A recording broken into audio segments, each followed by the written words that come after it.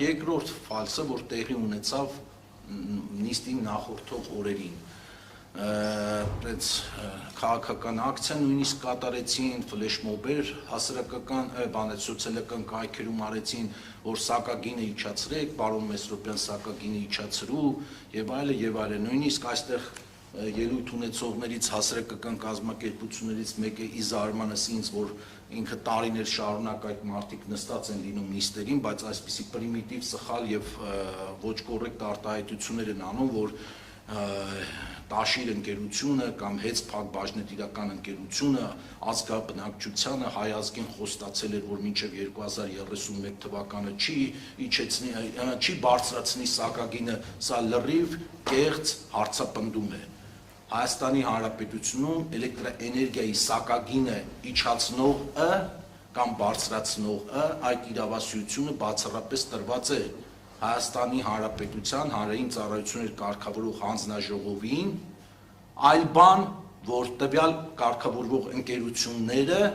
իրավունք ունեն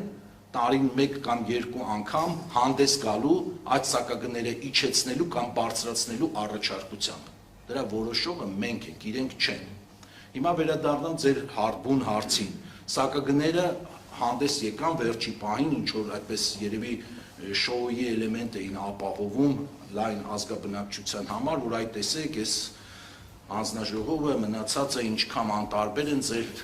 այսօրվա վիճակի նկատմամբ ռեալ հնարավորություն կա սակագինը իջացնելու, մենք դիմել ենք անգամ այսինչ ամսաթվին, այսինչ օրը պարոն Մեսրոպյանին եւ մերժվել են։ Խոսքը բացառապես գնացել է հետեւյալի մասին։ Սակագինը ինքը բազմակոմպոնենտ գումարելի է։ Ինքը այդ գումարելին ձևավորվում է մի քանի տարբեր գումարելիներից։ Կփորձեմ մաքսիմում հասկանալի լեզվով սա բացատրել։ Եվ երբ տարվա ընթացքում ամփոփում ենք մենք ֆինանսական տարին, արդեն այս կամ այն գումարելին կարող է դրական ազդել այդ ընդհանուր արդյունքի վրա, այս կամ այն գործոնը կարող է բացասական ազդել ընդհանուր արդյունքի վրա, եւ այդ դրական ու բացասական ազդեցությունների հանրագումարում է, որ հանձնաժողովը հասկանում է պատկերը, կարող է սակագին իջացնել, չի կարող սակագին իջացնել, նպատակահարմար է սակագին իջացնելը, թե ոչ։ Տվյալ դեպքում ընկերությունը իր դիմումում հանդես էր եկել 6 ամսվա կտրվածքով 3.6 միլիարդ դրամի տվյալ տարում ձևավորված օգուտների մասին եւ դրան զուգահեռ այդ կուզեի, որ իրենք այդ հարցին ինձ լսելով հիմա պատասխանեն, երբ որ իրենք սակագնի իջեցման մասին են խոսում այդ կտրվածքով, ինչու չեն մատնանշում, որ այդ գրության երկրորդ կետով էլ նշում էին, որ առաջարկում էին նաև 6 ամսվա կտրվածքով կատարված ներդրումները մտցնել սակագին։ Իսկ ներդրումները կատարված ներդրումների չափը սակագին մտցնելը դա բերում էր արդեն բացասական ազդեցություն։ Եթե առաջի կետով դրական ազդեցություններ ունենալու, երկրորդ կետով բացասական ազդեցություններ ունենալու 3.6 միլիարդ դրամի դեպքում 6 ամսվա կտրվածքով ձևավորվելու էր 0.5 դրամի սակագնի իջեցման հնարավորություն, բայց արդեն դրան գումարած ներդրումային ծրագրերը, եթե մենք մտցնեինք սակագին, այդ տարբերությունը կրճատվելու էր եւ ընդամենը 0.2 դրամի մասին էր խոսքը։ 0.2 դրամի, որպեսզի լավ հասկանաք ինչ թվաբանության մասին է խոսքը, միջին սպառող Հայաստանի Հանրապետությունում, եթե 200-ից 250 կիլովատ-ժամ հոսանք է սպառվում տարվա կտրվածքով, ամսական 40-ից 50 դրամի մասին էր խոսքը։ Կարող եք պնդել, որ ինչ կապ ունի, իջեցնեիք, ընդունելի պնդում է, բայց